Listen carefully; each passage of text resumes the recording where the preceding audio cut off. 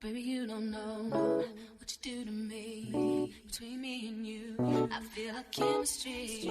I won't let no one come and take your place. Cause the love you give, it can't be replaced. See, no one else will do what you do. That's why I spend my life with you. I won't please you in any way I can. I wanna share my world, don't you understand? Love is no one in a million. It goes on and on and on. You give all day long. Your love is no one in a million. It goes on and on and on.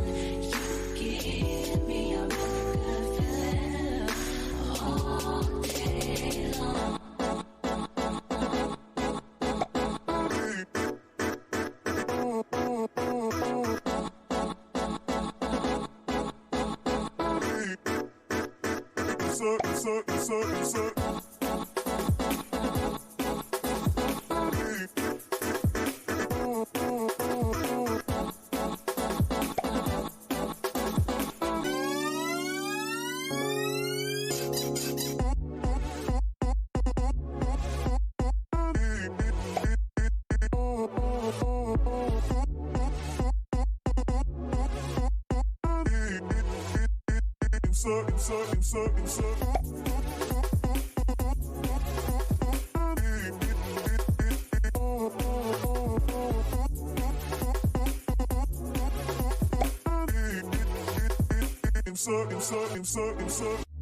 Turn me inside out, make my heart beat.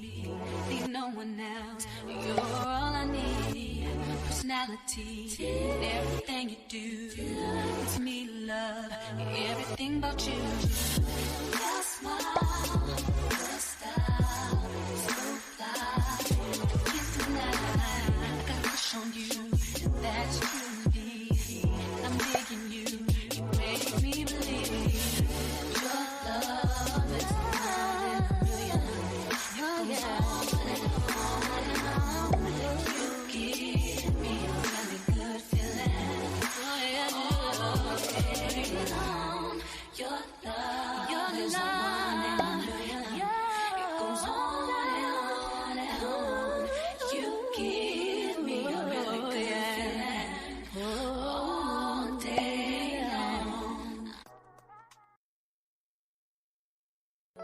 Baby, you don't know what you do to me. Between me and you, I feel like chemistry. I won't let no one come and take your place. Cause the love you give, it can't be replaced. See, no one else will do what you do.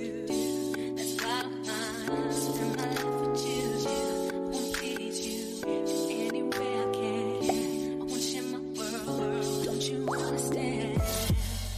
Love is no one in a million. It goes on and on and on. You give all day long. Your love is no one in a million. It goes on and on and on.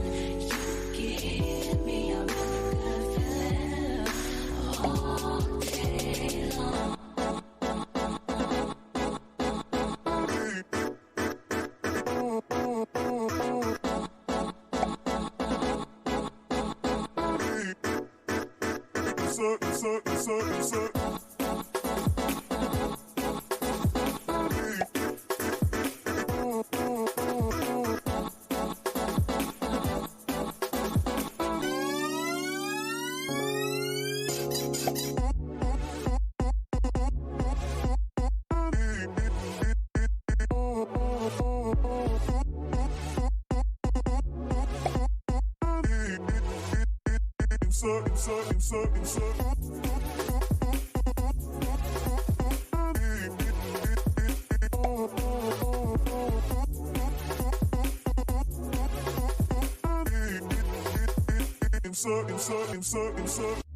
Turn me inside out, make my heart heartbeat. Need no one else. You're all I need. Personality, everything you do. It's me to love. Everything about you. Your smile, your style, so fly. Can't deny. I got a crush on you. That's true. I'm digging you. You make me believe. Your love is hallelujah. Oh yeah. You give me a really good feeling. Oh yeah. Your love is one in a million. It goes on and on and on. You give me a really good feeling all day long.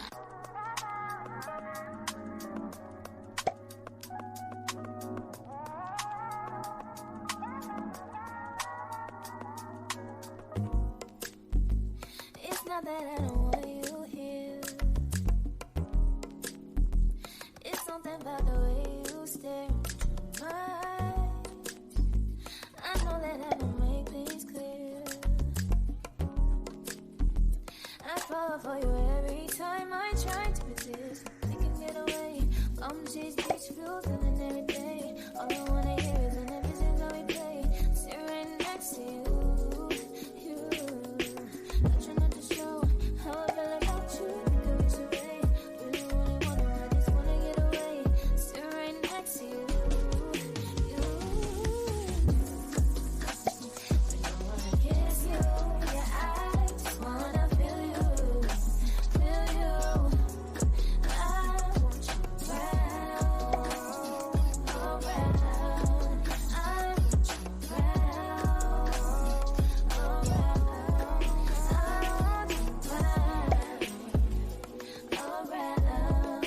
I want you around.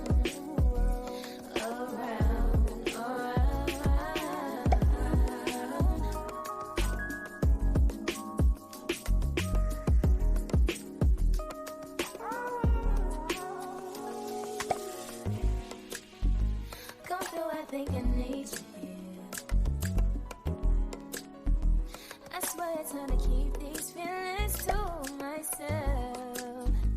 Now you're the one I'm thinking of. My higher ground, my rocket love. For gravity, I'd rather stay up here. We can get away from these beach views on a night day. All I wanna hear is an visions that we play. Sit right next to you. I try not to show how I feel about you. I wish away. Really wanna, I just wanna get away. Sit right next to you. I wanna kiss you. Yeah, I just wanna feel you. Feel you. I want you around. Around. I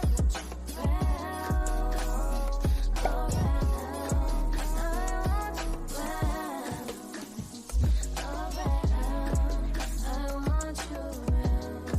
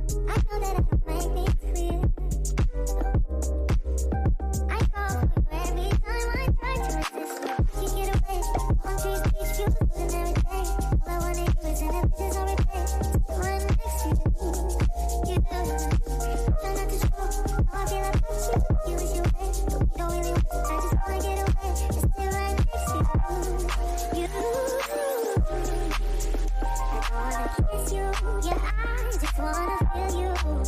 feel you. I want you around, around. I want you around,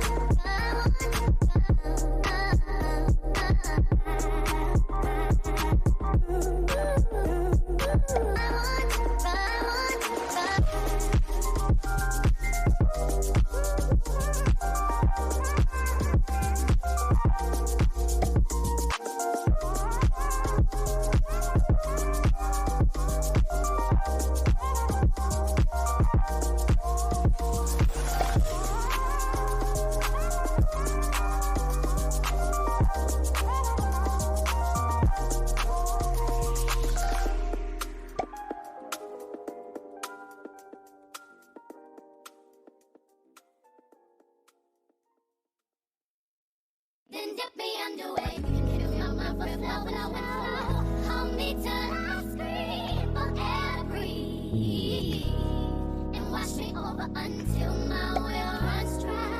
Send all your sins all over me, baby, baby, baby.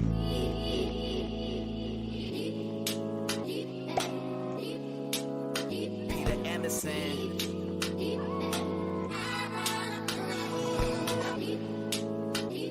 PeterAndersonShow. And rock right up to the side of my mountain.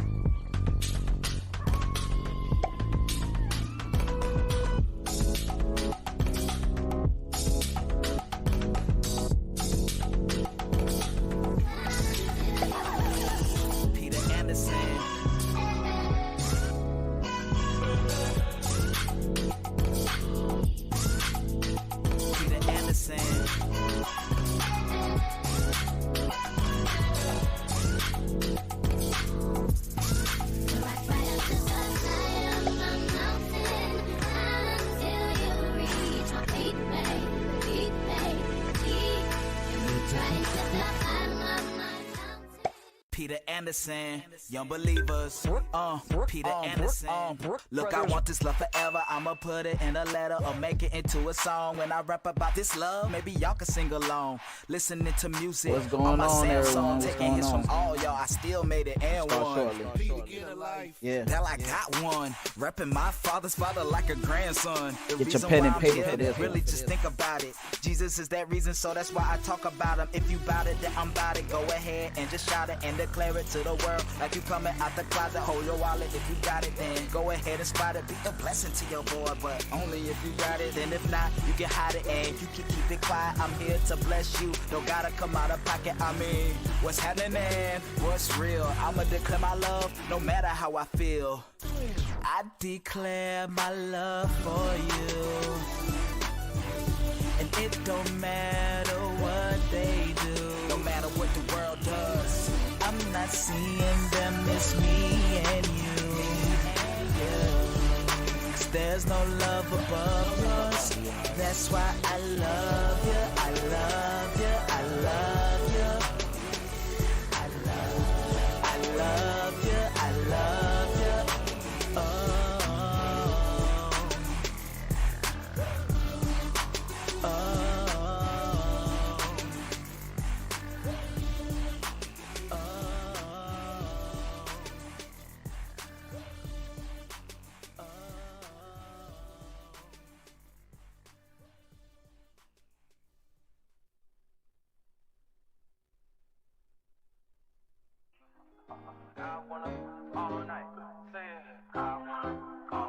Hello, stranger. It's been a minute since we last kicked it. And by the way, just got in town, and I won't let cumulus clouds all in the sky ruin my vibe. Usually I don't do this. What's going on, everyone? What's going on? Gotta get started. Setting up a few more things. Option due to unusual rain and thunder. Baby, I wonder, would you just put your sweats on for me? Yeah. I got the plug, I made the call for me.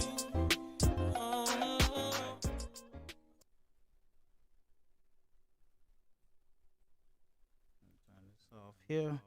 About to get started.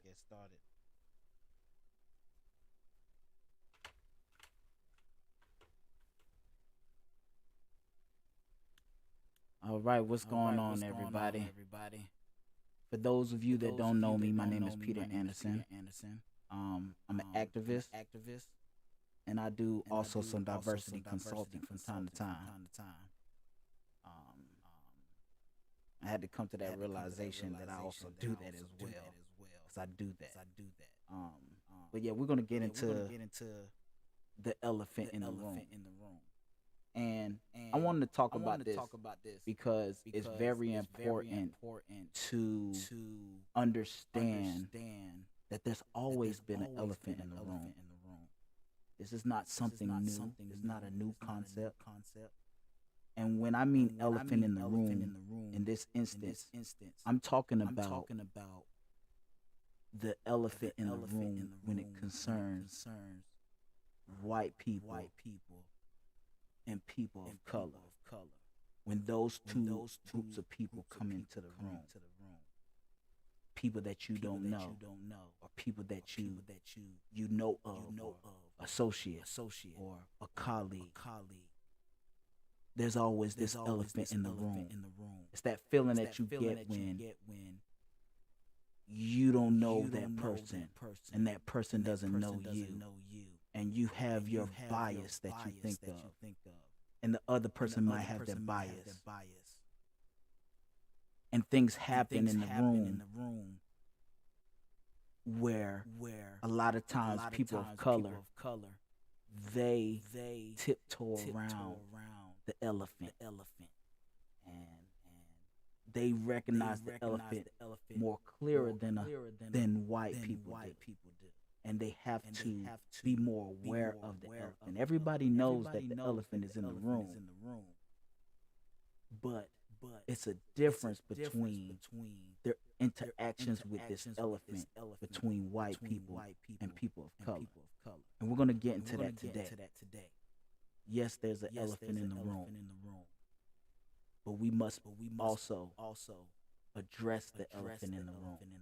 This is a new day and age, and we must address the elephant. We shouldn't just say, "Oh, we know there's an elephant in the room," and then ignore the elephant. When other people might have to not ignore the elephant as much as you're able to. We have to recognize the elephant and address the elephant. So we're going to talk about the elephant, and then we're also going to talk about addressing the elephant. Let's get into it.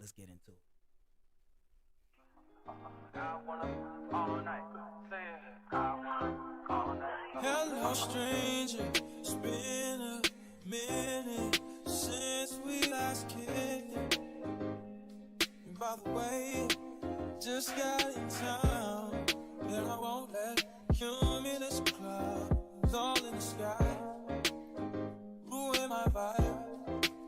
Usually I don't do this often, but since recruiting. Oh yeah, while we taking this time, I'm pulling up some information. Go ahead and share the video. Share the video. Invite your friends to the conversation. We're gonna really get into it. I got some things to show you and some things that I want to discuss. But yeah, and also the ones that are not new to my channel. How y'all like the setup? New setup. I think it's pretty cool. I'm trying to try new things. Like I said, I don't get paid for it. This is my service towards y'all guys. One of these days I will get paid for it, alright? But it's always been a service thing. So let's get into it.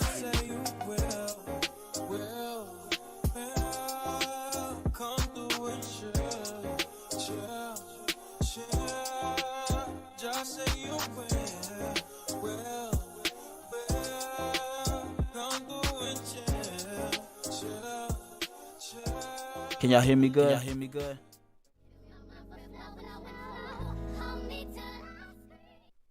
All right, so let's get into it.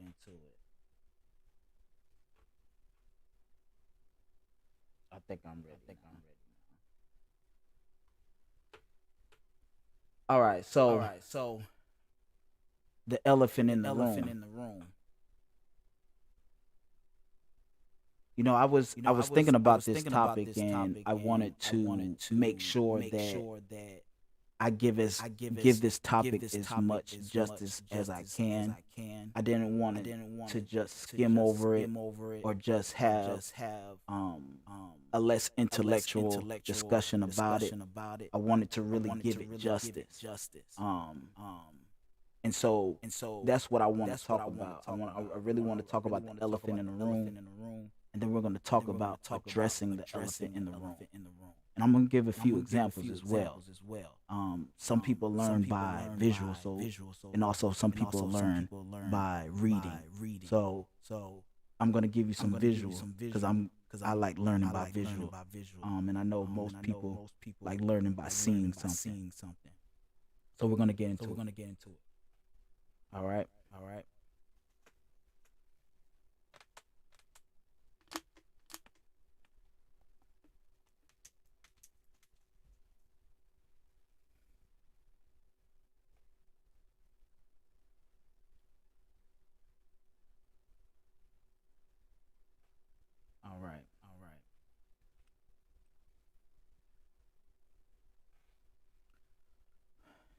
And I want to talk about the elephant in the room, how it's being addressed, because there's an elephant in the room during meetings at work.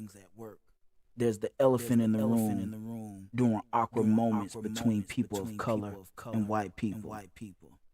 There is an elephant in the room through powwows that you might have at work, and also in the boardroom. It's everywhere. It's always there. But we ignore it most of the time. Sometimes people are bold enough to address the elephant and recognize the elephant and talk about it. And I think that we're in a position nowadays to talk about this elephant and not to just leave it the way it is. We can't go back to the same old. It's a new day and age now. People are getting canceled just by ignoring the elephant too much and getting comfortable as if there isn't an elephant in the room.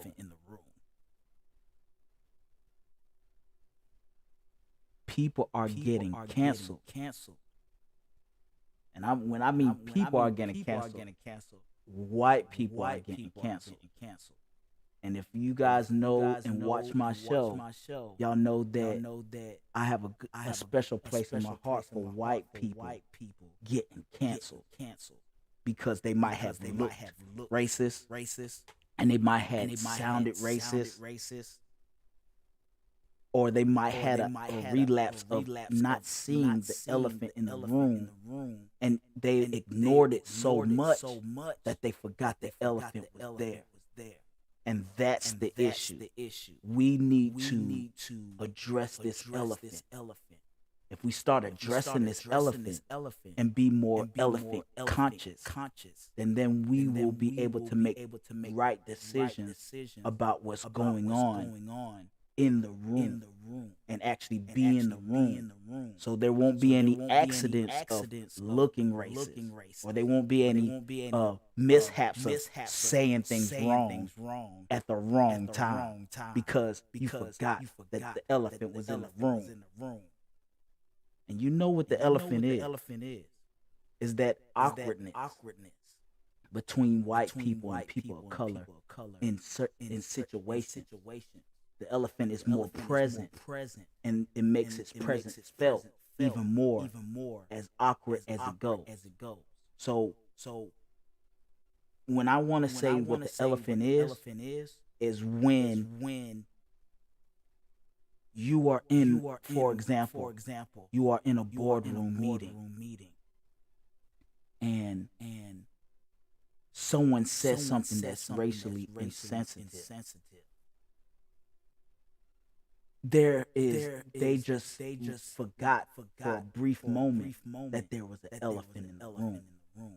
And now we starting to recognize it, and the presence of the elephant begins to grow. And now people of color feel awkward, white people feel awkward, and we either can, people of color can either address the elephant, or they can shrink and say, let me ignore the elephant even more, even though the presence of the elephant has grown. Now, this is a deep conversation, and I like to have deep intellectual conversation, but I also want to teach you how to address this elephant so we can get that elephant out the way. Because people are sitting here saying, you don't see this elephant in the room? You literally forgot the elephant was there. Then you said something that made the elephant's presence even greater. And when I mean elephant in the room, I mean that feeling that you get. That feeling that you get that is awkward. Because it's really awkward if there's an elephant in the room. If you take an actual elephant and say there's an elephant in the room, that is awkward. But this awkwardness between people of color and white people, this secret divide that and secret thoughts of racial biases that run through our mind, and that we have to continually think about as we go about our day. Some can ignore the elephant more than others, and some have to recognize the elephant and navigate through the elephant. Let me give some examples of when the elephant's presence in the room grows. All right, let me pull it up here. I want y'all to get what I'm saying.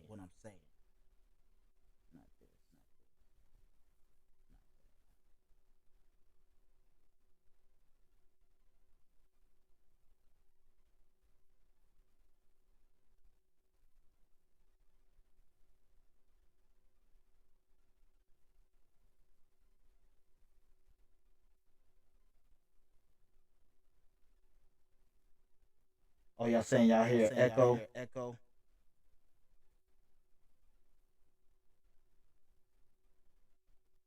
Hold on, just a moment. I'm gonna fix that. Yeah. Okay.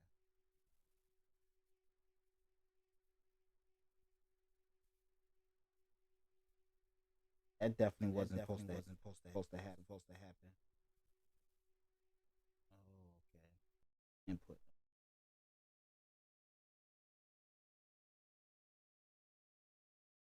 Let me fix that so we can get going here.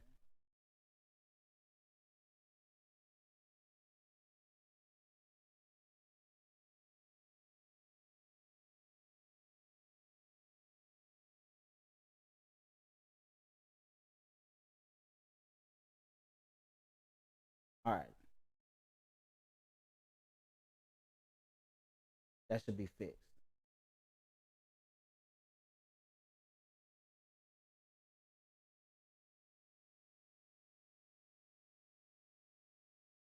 All right. So that should be fixed now.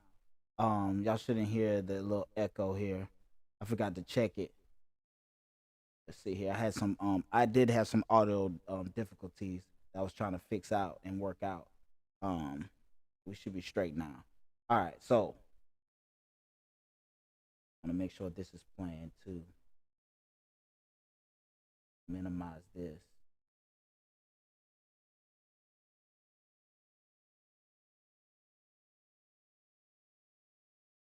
Okay. So let me pull this up.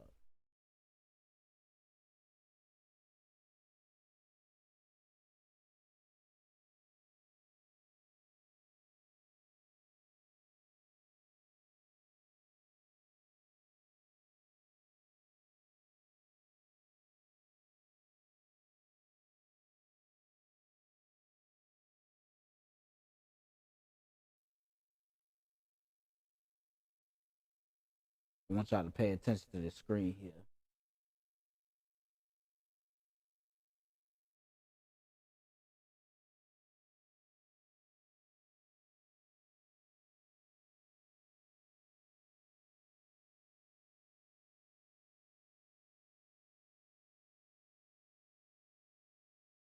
Some of y'all remember this.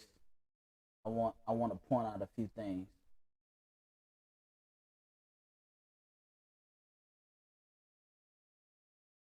Like to know, because I've been knowing you for years since I've been here, and I've never seen anything come out of you other than, if I don't know, I'm willing to learn. If it comes off a certain way, I stand corrected. Right. That's the only thing I've seen. Yeah. So what would you say to people who may feel that you, while you're standing by your friend, it appears that you give validation or safe haven to something that he has uttered that is racist, even if you don't agree? Am I saying it right? Okay, I don't know what he's uttered that's racist. I'm not trying to slide out of this one. Right. I don't know. Tell me, what has he uttered that's racist? Wednesday's episode of The Talk got intense as Cheryl Underwood. All right, so this is Cheryl Underwood. Obviously, is a black woman, and so I want to make I want to address this. This is what I wanted to address. This is Cheryl Underwood understanding and recognize there's an elephant in the room. And while Cheryl Underwood is recognizing that there is an elephant in the room, look what Sharon Osbourne is doing. She is partly, and I think some of it, she's been around long enough. So I think part of it is ignorance or willful ignorance, but she is ignoring the presence, the ever-growing presence of the elephant. And I really want to explain this, because we need to, I want to encourage everyone to ATE, address the elephant. You know, we need to address the elephant in the room. There's always been an elephant in the room. We need to address the elephant. And we forever um, have not fully addressed the elephant.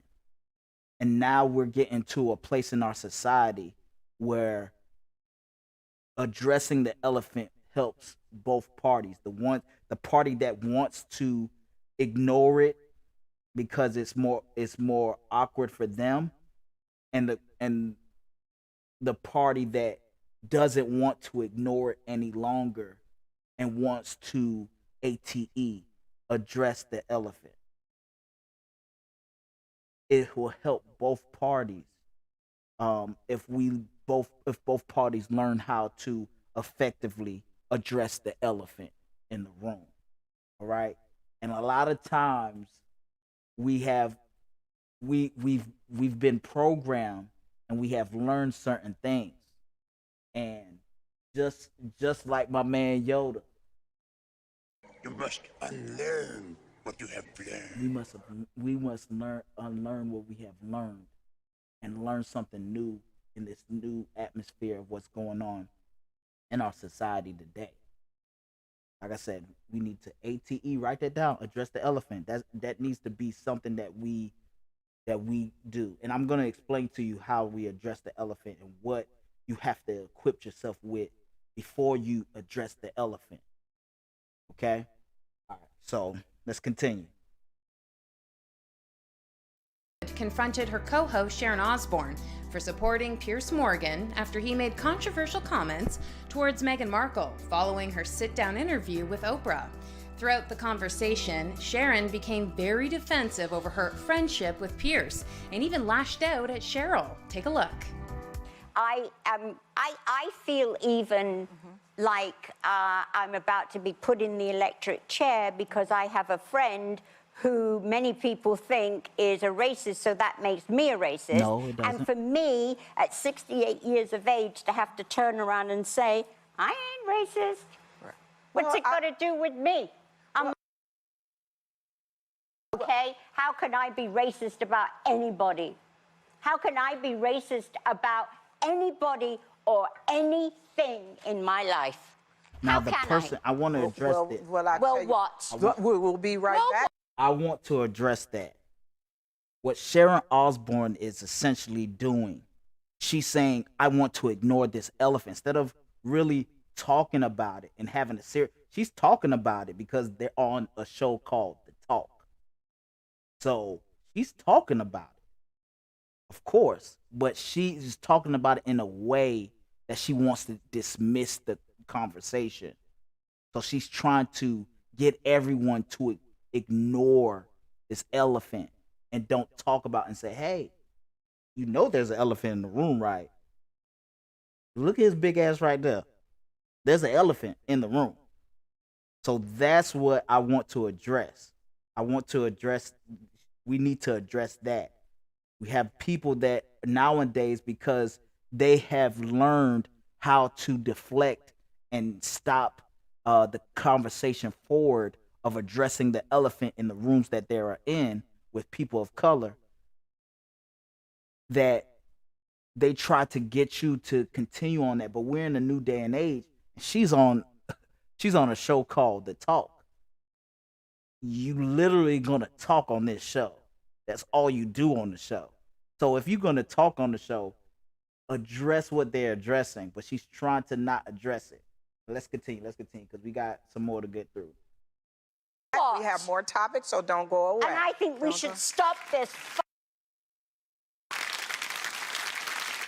I will ask you again, Cheryl. Yes. I've been asking you during the break. I am asking you again. And don't try and cry, because if anyone should be crying, it should be me. This is the situation. Yes. You tell me where you have heard him say, educate me. Tell me when you have Cheryl heard him say Underwood. racist things. And I want to point this out. Tell me. It is not the... Before she, look what she's doing. Look at her posture.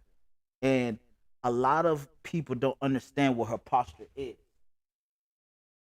Her posture is is taken on of how do I say this so I don't look like an angry black woman. And people will say, hold on, why you think she's thinking that? Oh my gosh. And the first time I saw this, I was thinking that because when I say about the elephant in the room, how some people have to recognize the elephant and have to mold their conversation around the elephant, so it won't make the other people in the room more aware of the elephant and be more uncomfortable. Black people and people of color do that all the time. They do it all the time. They literally. So y'all guys can hear me. Okay. So they literally shrink themselves. And I've done this before, and thank God I'm delivered from that. Because I've reached to a point where I don't care about that. I'm tired of shrinking myself. And but Cheryl Underwood is on a national stage. So there's a little bit more responsibility, and I actually thank her for keeping her composure, because Cheryl Underwood is a comedian. She started her career as a comedian, and I know she can roast Sharon Osbourne easily. But you see in her posture right now that she's taking a posture of, how do I say this so I don't look like the angry black woman? How do I say this so I don't look like a crazy black person? And it shouldn't be a thought. She should be able to speak freely, and not be stereotyped in a negative way. But too often that black people and people of color have to recognize the elephant and address the elephant without letting white people know that they are acting in a way that recognizes the elephant, but then on top of that, not still try to show that they're ignoring the elephant, just as white people are ignoring it at the degree that they're ignoring it. So this is a real deep conversation. Like I said, I know it's Friday night and you guys don't want to dig deep and really get into deep thought, but we're gonna really get into it tonight. We're gonna talk about this elephant that we have come accustomed to ignore. Like I said, it's still To learn. You still more to learn. Still more to learn. All right, let's get into it. To the rest of it. The exact words of racism. It's the implication and the reaction to it. To not want to address that because she is a black woman and to try to dismiss it or to make it seem less than what it is. That's what makes it racist. But right now, I'm talking to a woman who I believe is my friend. And I don't want anybody here to watch this and say that we're attacking you for being racist. And for that, if I articulated I think it's anything, too late. I think that seed's already sown. But that is why I'm saying for me. I'm saying for me. For me. I thought I was asking a question about the perception for other people. That's why I prefaced it with, I've never heard you utter anything racist, but I have felt that Pierce was racist in his stance against Meghan Markle. And the last time he was on this show, I said as much. I said it when he was on this show. And what was his answer to you? He didn't feel that it was racist. He didn't feel that the racial statements that he was making were racist. But I was talking to him. Okay, answer me this one, okay? Because I don't know. I don't understand. If he doesn't like someone, And I think this is for everybody who is born white. If Piers doesn't like someone and they happen to be black, does that make him a racist? No. No. That's a no. No. Right. So why can't it be he just doesn't like her? Why does it have to be racist? It's almost like, oh, I'm sorry, Cheryl. No, you go It's ahead. almost like yesterday when you were talking, Mrs. O, it sounded like he was really upset about, what you were saying is a royalist. Like, he is just so, like, deep into he is. honoring the crown and honoring, and do I agree with what he said? No, like you. No, I Do don't I agree. think he should have walked off set? No.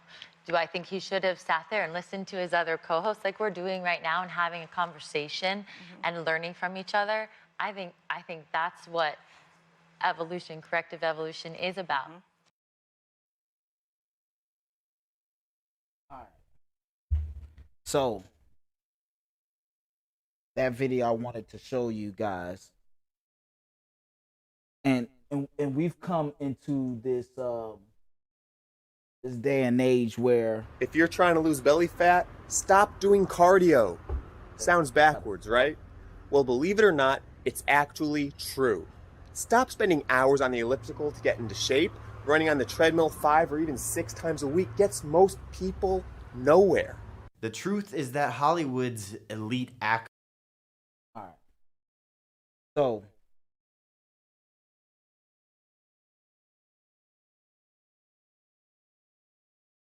and that's what it is.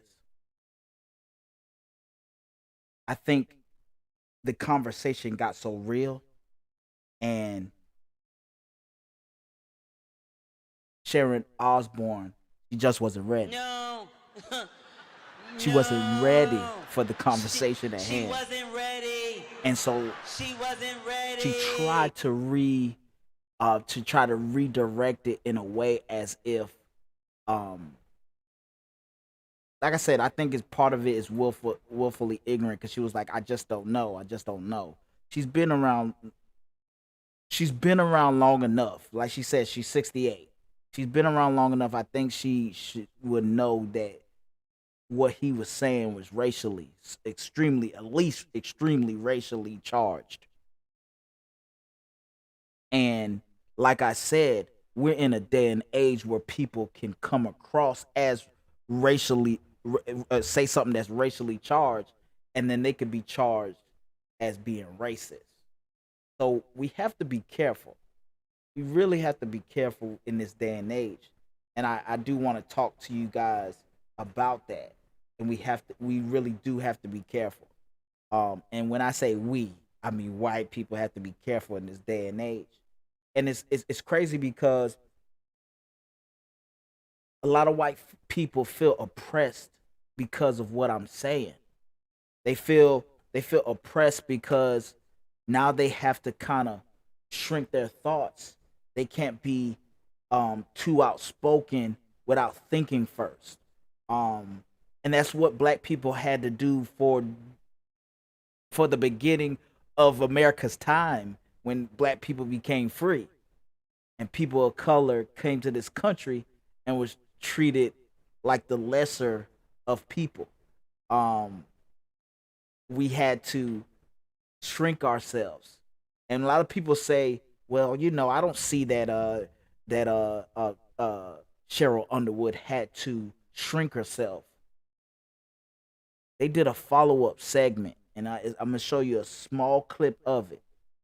I'm gonna try not to do stop and go too much. Like I said, I still have quite some time from the show. I try to keep it within the hour 15, hour 20. But definitely, I do want to show you this because it's very important to recognize what is actually going on here.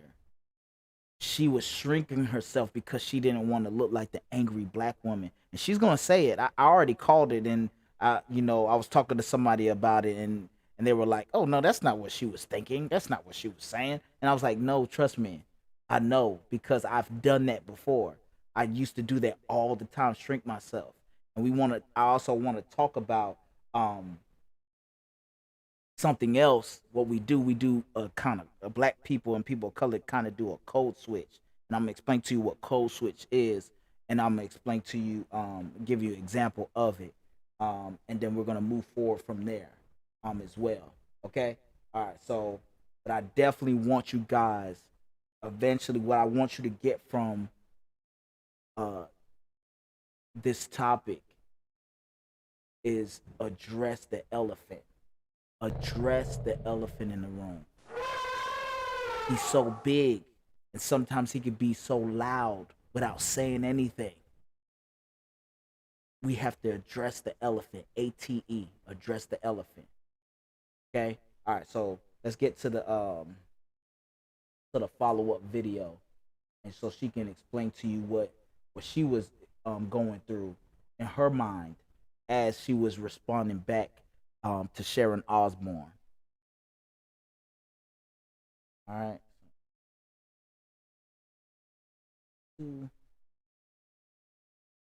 Here. VoiceMod is the #1 real-time voice changer for gamers and content creators. Have fun with your voice. The soundboard gives you easy access. It's Monday, April 12th, and it's time for an episode of The Talk that will be unlike any other we've had before. We haven't been together at the studio since the week of March 10th, and as you may know, during our break, Sharon decided to leave The Talk. We need to process the events of that day and what happened since so we can get to the healing. Over the next hour, we will honestly discuss what occurred and explore some of our feelings. And we'll also show you how anyone can become more comfortable discussing important issues and having difficult conversations. Let's start, Cheryl. Let's start with you. How are you feeling today? I'm nervous, but I'm ready. I'm ready. I feel a safe space. I'm ready. Yeah. On March 10th, the world witnessed a very emotionally charged conversation between you and Sharon. I saw a composed, clear, confident woman, but what we didn't see what was going on inside. Can you share a little bit about what that experience was like for you? Well, I didn't want to escalate things with Sharon because I thought I was having a conversation with a friend, but also I knew I had to be an example for others to follow because I didn't want to be perceived as the angry Black woman, and that really scared me. I didn't want to be that. Scared her. And I wanted to remain calm and remain focused. Sharon was going crazy. And it's difficult to go back to that day because I just feel the trauma. I feel fearful, a little apprehensive. Yeah. It makes sense, as so many Black women experience that and have those experiences. Now, Elaine, as I rewatched it several times in preparation today, I noticed you really jumping in, dropping information about allyship and anti-racism and stereotypes. And I think some of that got lost inside of the sound bites. Can you share a little bit more about what that was like for you? Yeah, well, first of all, I just want to acknowledge you, Cheryl, on air for how you handled that situation. And I think it's important for people to really know how much strength and willpower it takes to maintain that kind of composure in that situation. And I think, for me, I was just really entering that conversation with a hope of finding common ground. And I didn't feel that I was heard, which saddened me because part of the reason I joined this show with all these diverse, beautiful, intelligent women is I thought that we had an opportunity here.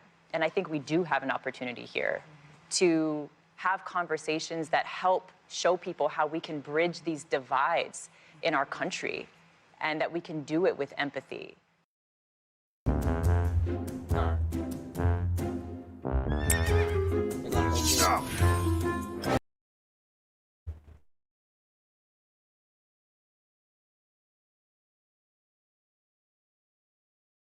So good.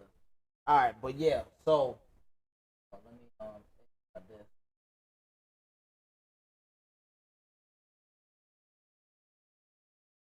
My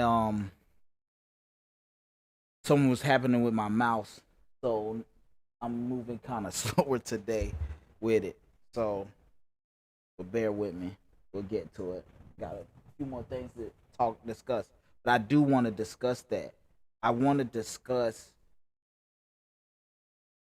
I want to discuss how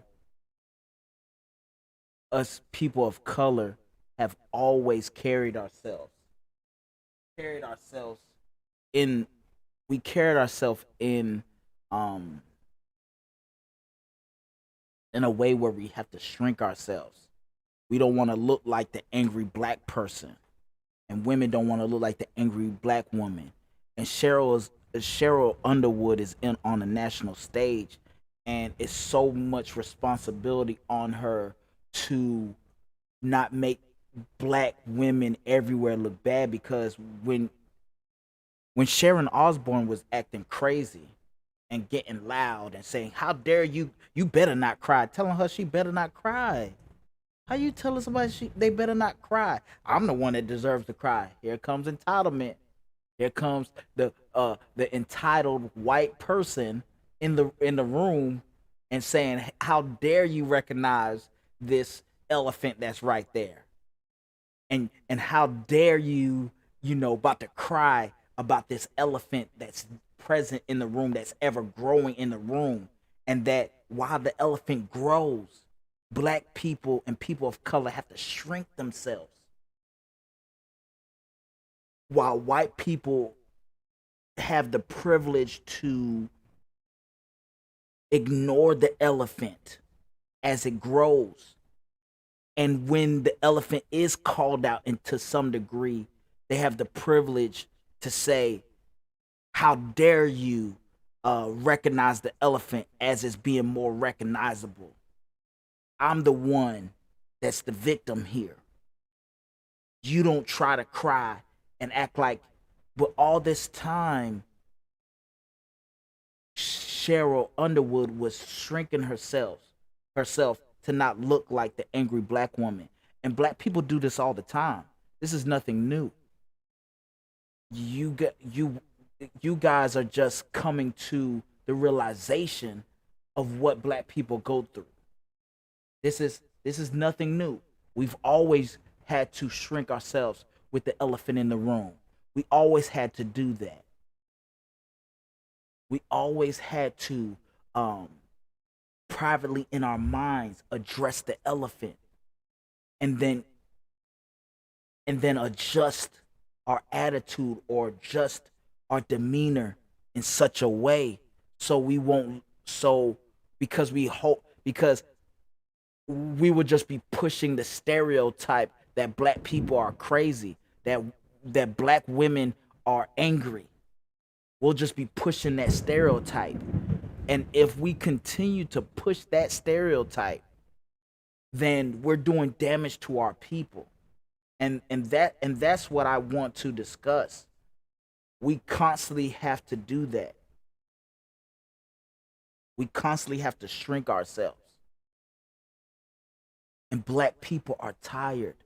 People of color are tired of shrinking ourselves. So guess what?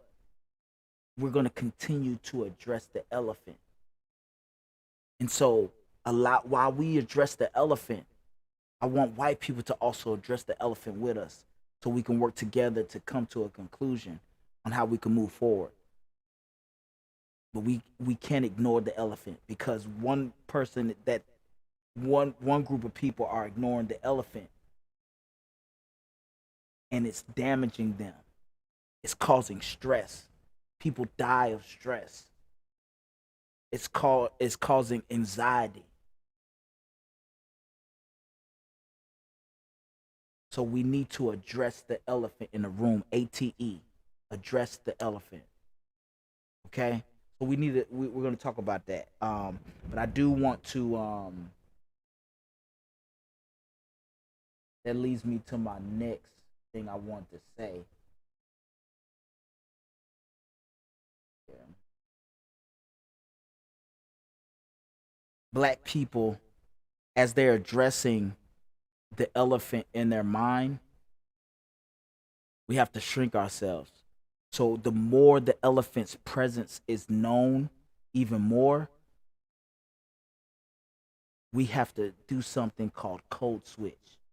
And a lot of you guys know code switch as, oh, black people are talking white, are talking more like proper. We call it proper. And then you also got, white people understand, oh, you talking more white. You talking with your white voice. They don't say that, but they know we kind of have to talk that way because it's less acceptable in the workplace to talk how we normally might talk outside of work. We really talk like this to make white people feel comfortable. We shrink ourselves to cater to white people. And it's all a survival technique. And I'm saying that we're tired. If we don't continue to address if we don't start addressing the elephant in the room, the racial divide will continue to stand. And we're trying to bridge that gap. This is an opportune time to bridge that gap and to address the elephant. Okay? We need to start addressing the elephant. Okay? And I want to explain to you what code switch is, because I'm definitely not giving it justice. So I want to show this video to show you what code switch is.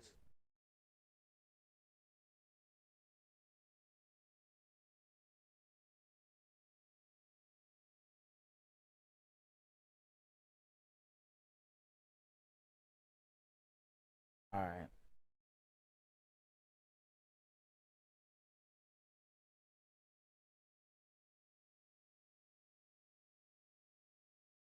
All right, here it is right here.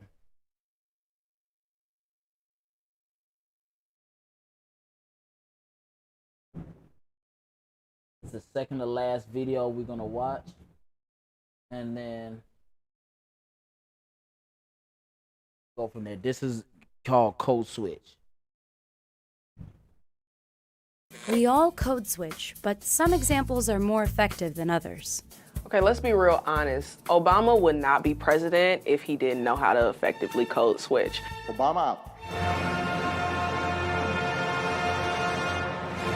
He's really adept at reading his audience. Wagwan, Jamaica. And then putting forth an American English that they can relate to. So what is code switching?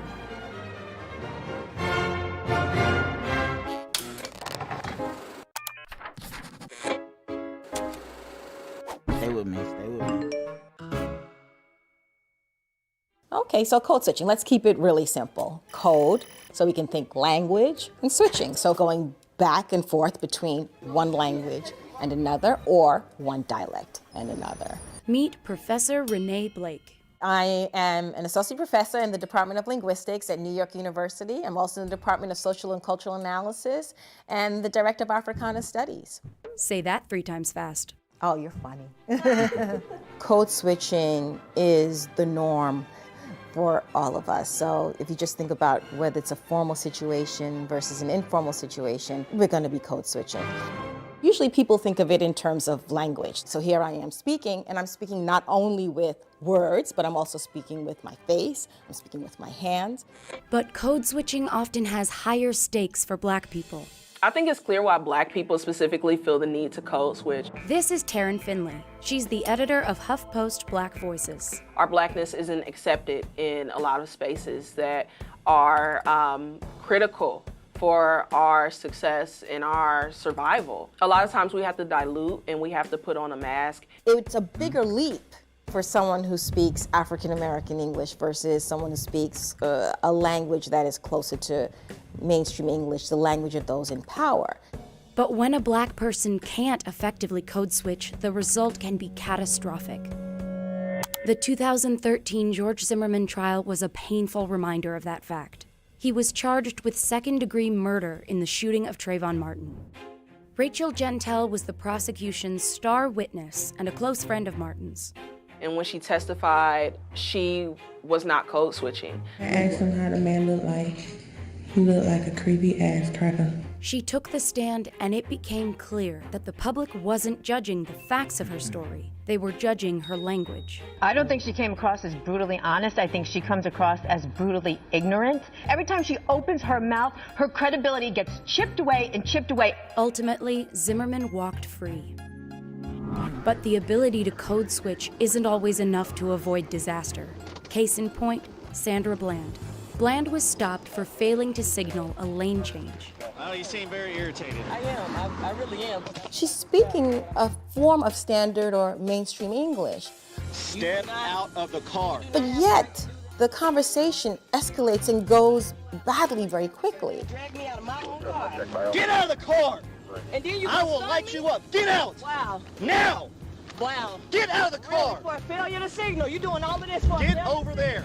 And so here what I think is happening, and what we seem to understand, is that there's something about the Black expression that is different or can be misconstrued. Despite her ability to code switch, Bland was arrested. She was later found dead in her jail cell. Our Blackness inherently says trouble in a lot of white spaces and a lot of public spaces. That's why so many people feel threatened and want to call the cops when they see a Black person doing something as benign as waiting for a business meeting to start in Starbucks. So it sounds like racism is the root cause of all of this. We haven't, as a country, confronted racism and really got into the roots of why we code switch, why we feel like we have to straighten our hair in order to get a job, even if we don't want to. That concerns me, because I think the Black body is, like every other body, a beautiful body and should be loved and respected and not feel anxiety as you walk through the world on a daily basis. The word anxiety comes. I know I feel that anxiety. Feel it too. Because I do want to be accepted by the world in which I live. Code switching can help Black people navigate white spaces. But at the end of the day, it's not enough to overcome racism. Code switching and respectability politics don't protect us all the time. We're still Black.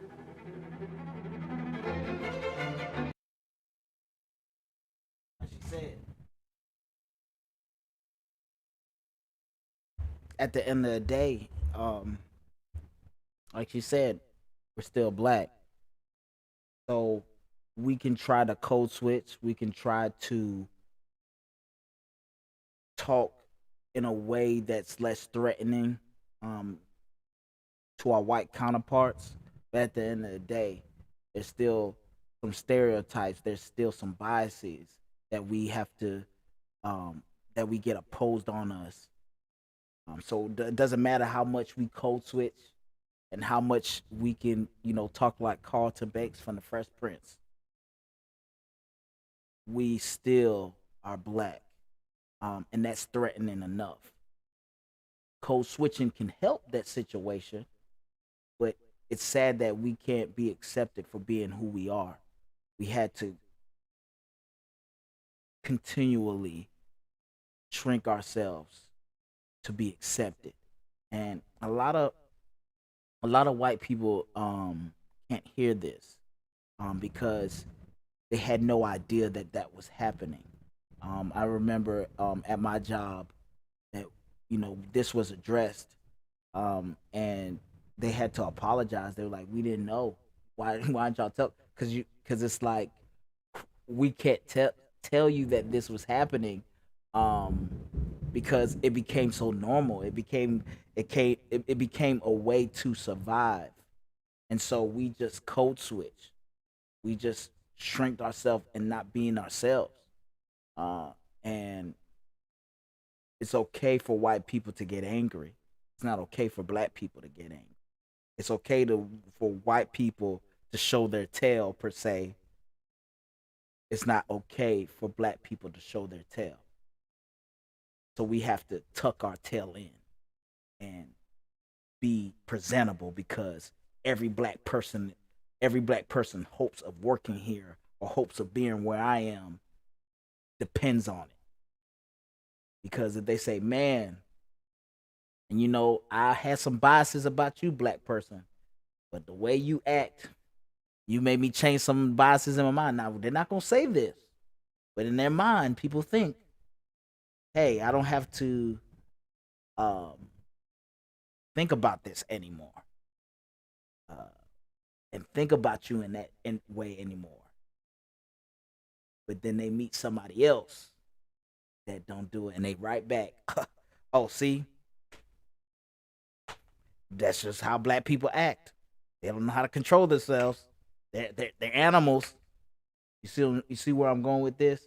So we had to code switch to survive. We had to shrink ourselves and beat ourselves down, our inner selves down every day to be accepted in society.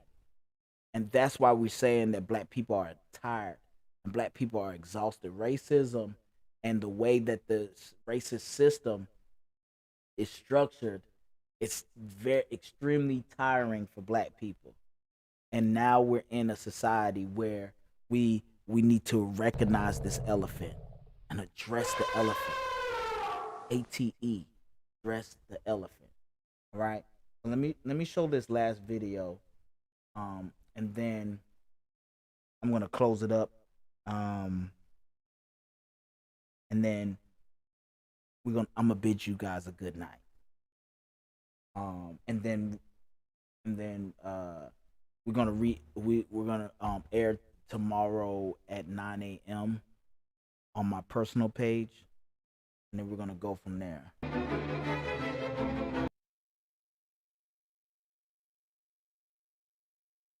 That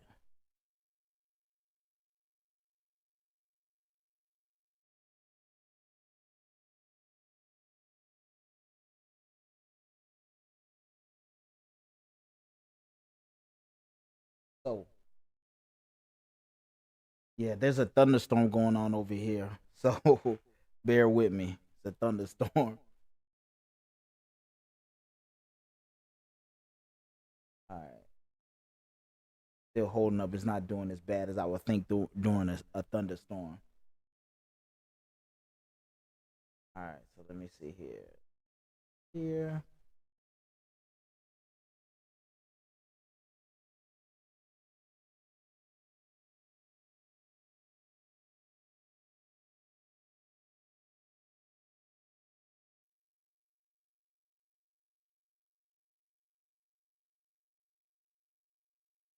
This is the last one here. And I want you to just feel the pain. And this is what black people have to go through. You got different types of people and the way they think. And this is what black people have to go through. And this one is only a minute and change long. So bear with us.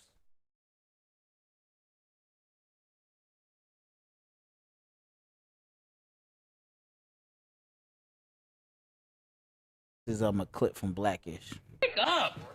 Let's say they listen to the cops and get in the car. Look what happened to Freddie Gray. Yeah, and what if they make it all the way to the station? You remember Sandra Bland? And let's say they do make it to trial. You see where that gets us? Don't you get it, Bo? The system is rigged against us. Maybe it is, Dre. But I don't want to feel like my kids are living in a world that is so flawed that they can't have any hope. Oh, so you want to talk about hope, Bo? Obama ran on hope. Remember when he got elected? And we felt like maybe, just maybe, we got out of that bad place and made it to a good place. That the whole country was really ready to turn the corner. You remember that amazing feeling we had during the inauguration? I was sitting right next to you. And we were so proud. And we saw him get out of that limo and walk alongside of it and wave to that crowd. Tell me you weren't terrified when you saw that. Tell me you weren't worried that someone was going to snatch that hope away from us like they always do. That is the real world, Bo. And our children need to know that that's the world that they live in.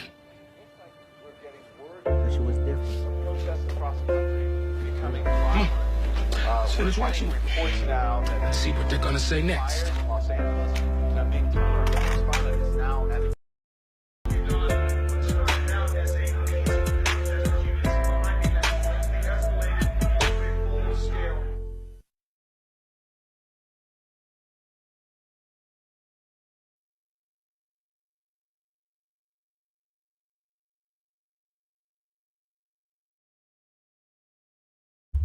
that's how it is. We have to deal with certain things, that feeling.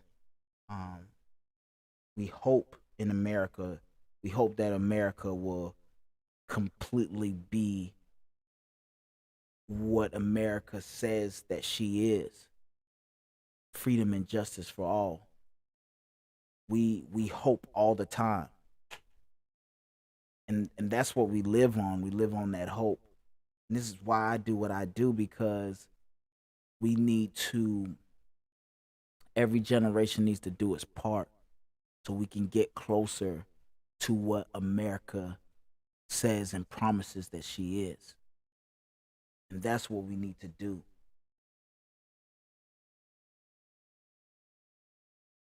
We can't, we're still not at a place where we can completely keep it real. You're watching When Keeping It Real Goes Wrong. Because it can go very wrong. We can't just act the way we want to act, because we're still in a place where people, and when I say people, I mean black people or people of color, have to shrink themselves. Some of them still feel they have to shrink themselves to be accepted. But I do want to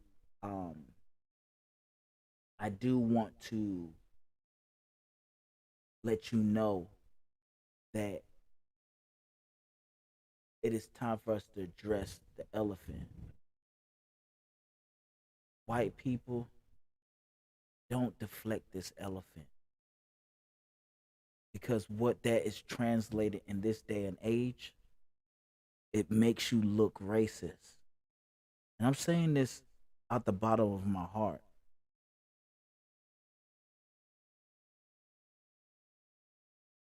In this day and age, just by looking racist or being perceived racist, people are losing their livelihoods and their jobs. Whether I agree with cancel culture or you agree with cancel culture or not, this is what's happening. And I'm seeing here, I'm telling you how to not look racist. You need to address the elephant. And you don't need to be afraid. Don't be afraid. To address the elephant. Everything is possible with God. You must understand that when you address the elephant, black people and people of color, and everyone that is agreeing with what you said on the side of right, they will have your back. You have officially taken the moral high ground, and nothing else matters. These are the things that you have to equip to ATE to address the elephant. And let me list them for you here.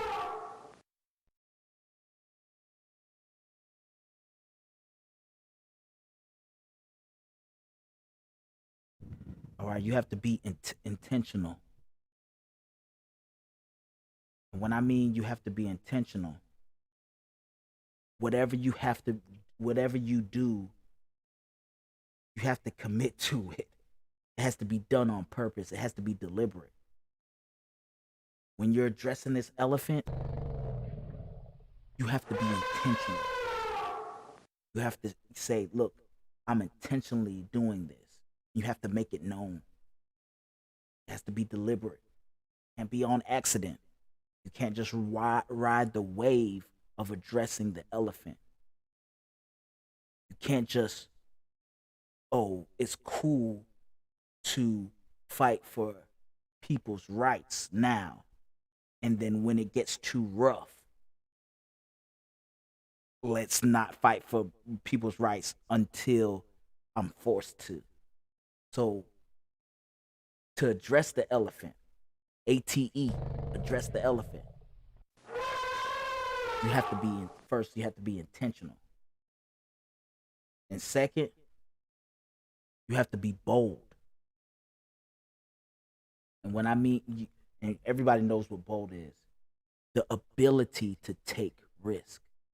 You have to be able to take risk. It might risk your standing even in the company. I know you got kids. I know you got things to be, but what I'm saying to you, you're taking the moral high ground. It really takes boldness because integrity takes boldness. Discipline takes boldness. You have to be bold. You have to be willing to take risk. People might look at you different. But in this day and age, it's more acceptable to fight for people of color and to address the elephant. It's more acceptable now. But we can't go back to our own ways. We can't go back to our old ways and ignore the elephant.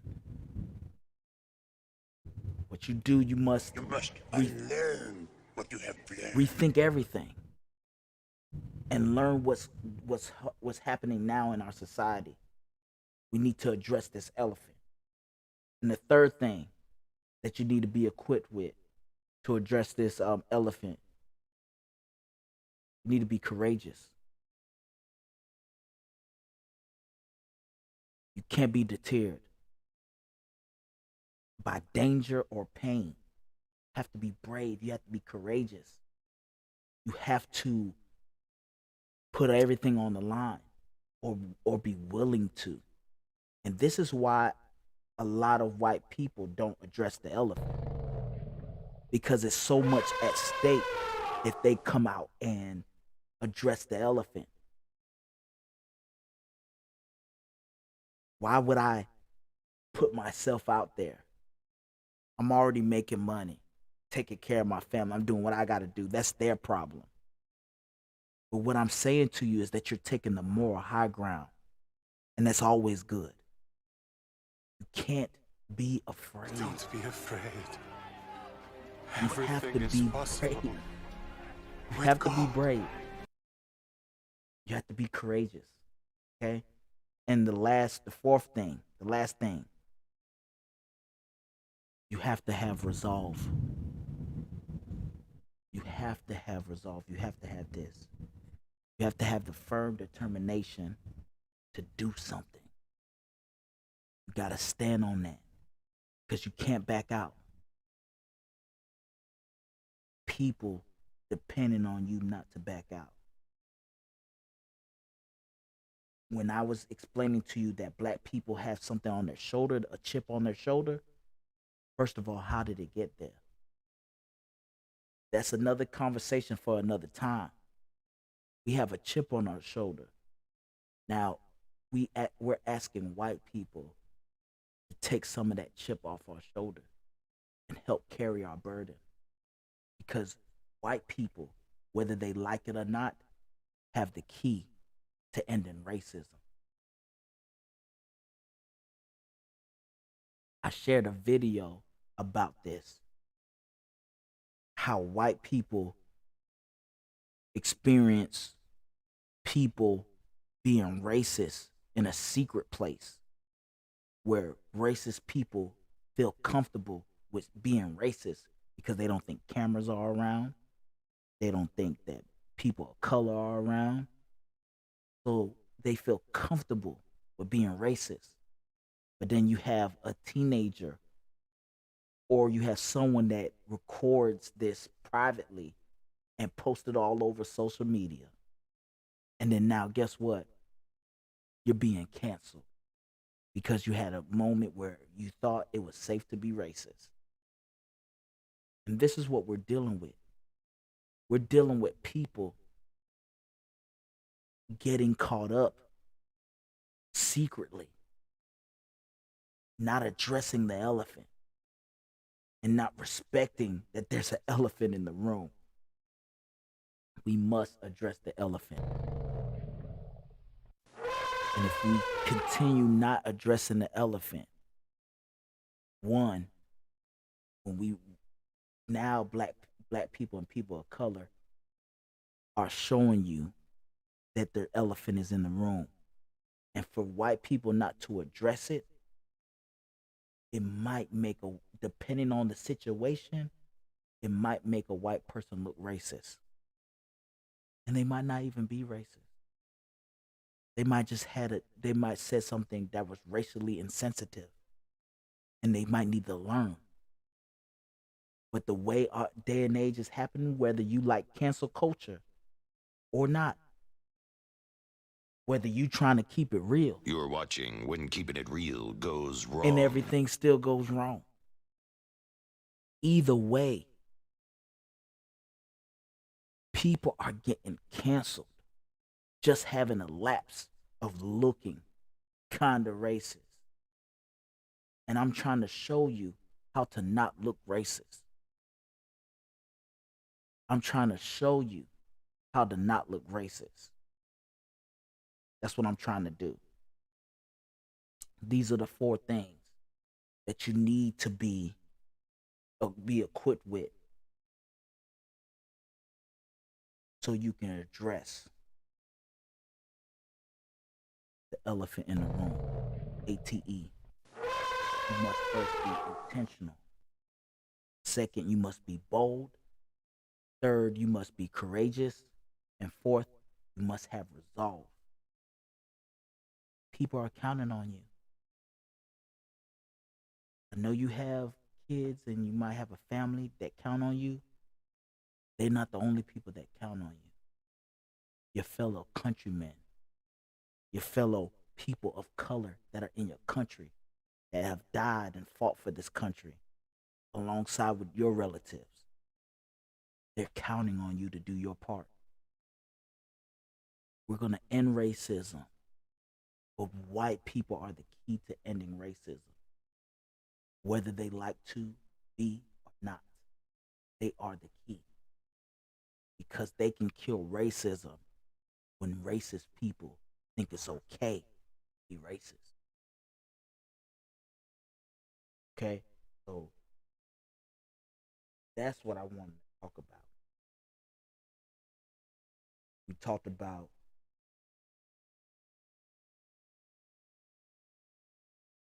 addressing the elephant in the room. And that's what I really want you to get from our conversation today, is to address the elephant in the room. We need to do that.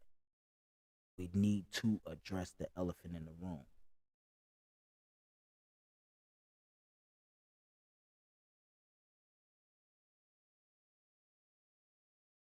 You know, I do want to say this. All my haters and detractors, they say that I come from a place of not being I'm racist, that I don't like white people. No, I just don't code switch as much as other black people do. I am tired of code switching to make white people feel comfortable enough while black people and people of color are suffering. So I'm making sure that I do my part. And I'm going to, like I've said in the past, I'm your neighbor. I'm your neighborly neighbor, Peter Anderson. And I'm going to have these difficult conversations with you. I'm not going to sugarcoat anything. I'm not going to code switch anything. I'm going to come directly and I'm going to keep it real. But it ain't going to go wrong. If you don't take heed and listen, it might go wrong for you. And when I say wrong for you, in this day and age, like I said, people are losing their jobs just for not addressing the doggone elephant in the room. People are losing their jobs just by keeping it real. You're watching When Keeping It Real Goes Wrong. And everything goes wrong because they just said the wrong racial insensitive thing. And now it's all over social media. And guess what's happening to you? You losing your job. when you could have kept your job and addressed the elephant in the room. When you could have stand side by side with and did your part and been courageous and bold and intentional about addressing the elephant and standing side by side and doing your part to end racism. And this is what I'm about. I'm about encouraging. I'm about directly telling you without code switching, because I don't code switch. I know white people are used to black people code switching to them. They didn't know that we were doing that, but that's what we've been doing. We really want to say certain things. I'm not afraid to say certain things. I'm going to be as nice as I can be because I'm nice like that. At the end of the day, we're in a crisis. I'm not going to care about your feelings too much. We need to get to safety as quick as possible. So I might have to say, get your ass up. Let's go to safety. I'm not saying, oh, how do you feel about going to safety? No, because it's a crisis. So I might be a little bit more direct. You might not like my approach. I don't see you doing it. If you was doing it, there won't be no need for me.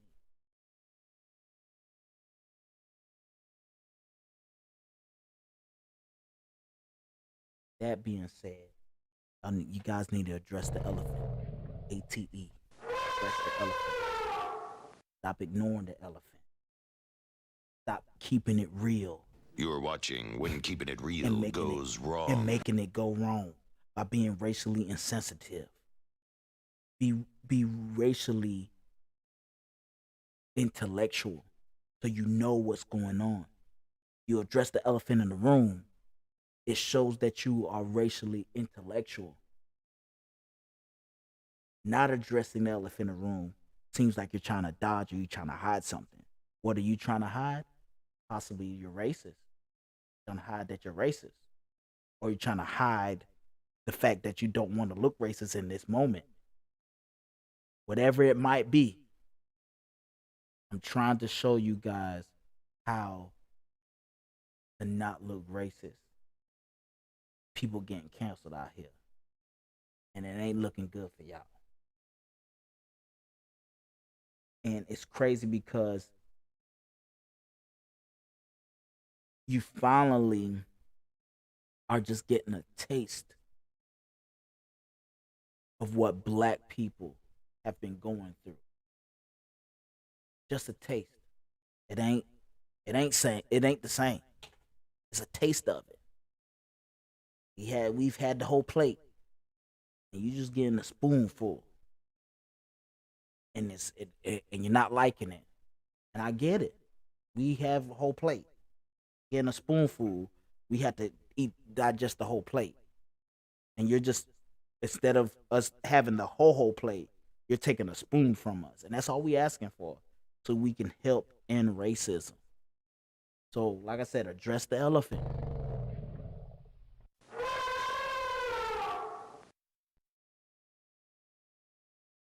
And help and do your part in ending racism. That's all I have for you guys today. That's what I really wanted to say. You guys take care. We're gonna go out with some music. Till next time. I am gone. Peter Anderson, Young Believers. Look, I want this love forever. I'ma put it in a letter or make it into a song. When I rap about this love, maybe y'all can sing along. Listening to music on my Samsung, taking hits from all y'all. I still made it and one. Peter, get a life. Well, I got one. Repping my father's father share like my a video. grandson. The reason why I'm here, really just think about it. Jesus is that Go reason, ahead so and that's share why it. I talk about him. If you bout it, then I'm bout it. Go ahead and just shout it and declare it to the world. Like you coming out the closet, hold your wallet. If you got it, then go ahead and spot it. Be a blessing to your boy, but only if you got it. And if not, you can hide it. And if you can keep it quiet, I'm here to bless you. Don't gotta come out of pocket. I mean, what's happening? What's real? I'ma declare my love, no matter how I feel. Go ahead, follow me on YouTube. And it don't matter what they Like, do. No matter subscribe, what and the world share. does. And don't forget to hit the bell on YouTube. Trying to get to 200 subscribers. I'm at like 137, 138. Go ahead, like and share. Like I said, I'm here to be your neighbor. To show you the way on how to not look racist, and not to be racist, to actually be anti-racist.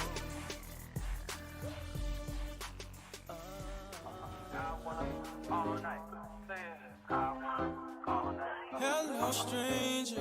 It's been a minute since we last kicked it. And by the way, just got in town, and I won't let cumulus clouds all in the sky ruin my vibe. And usually I don't do this often, but since recruiting isn't an option due to unusual rain and thunder, baby, I wonder, would you just put your sweats on for me? Yeah. I got the plug, I made the call for me. I'm talking late night for you. Let me lay a great time on you. Don't hesitate, no, don't you? Just say you will. Come through and chill. Just say you will. Come through and chill.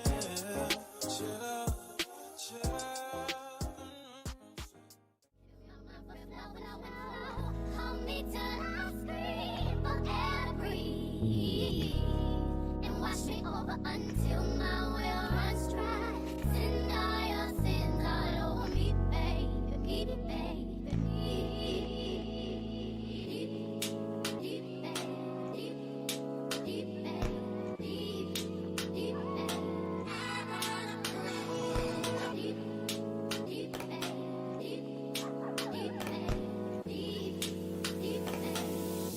Don't forget to like, subscribe, and share.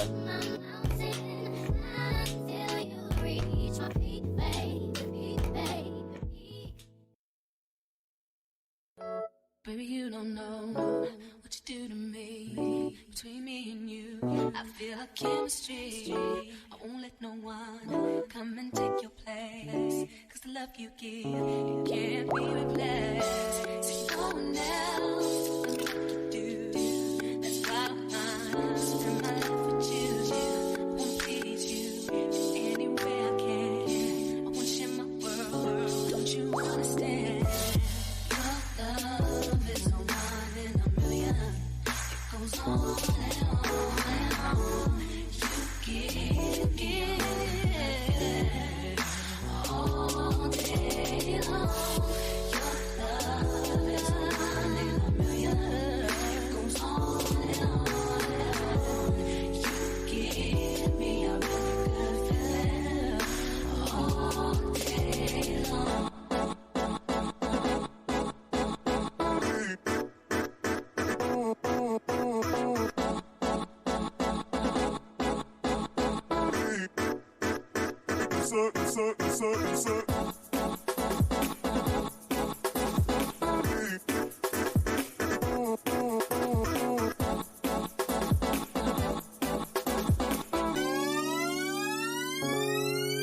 Peter Anderson.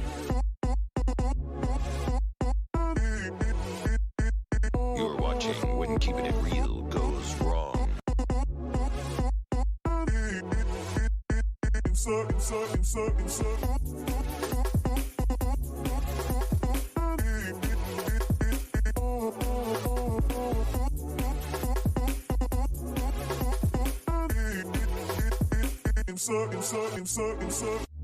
Turn me inside out, make my heart beat. Need no one else. You're all I need. Just the elephant. ATE. Everything you do. Peter Anderson. You're watching When Keeping It Real Goes Wrong.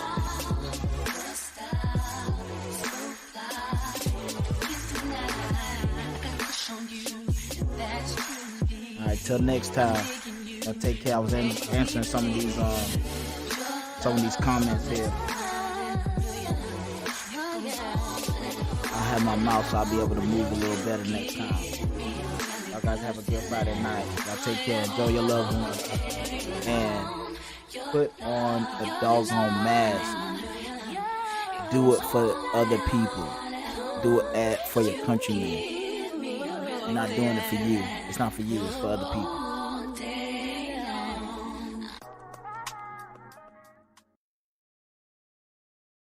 Don't be afraid. Everything is possible with God.